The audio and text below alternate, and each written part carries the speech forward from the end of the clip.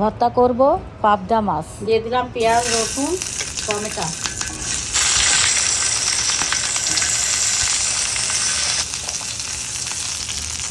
সরিষার তেলের মধ্যে আমি টমেটো, পেঁয়াজ, রসুন আর কাঁচামরিচ দিয়ে একটু ভেজে নিব।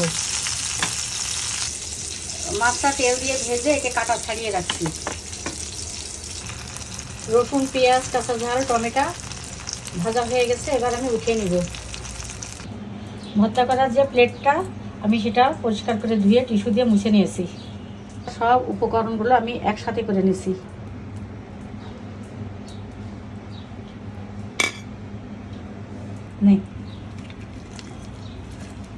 মাছটা আমি এবার ভালো করে ভর্তা করে নিচ্ছি।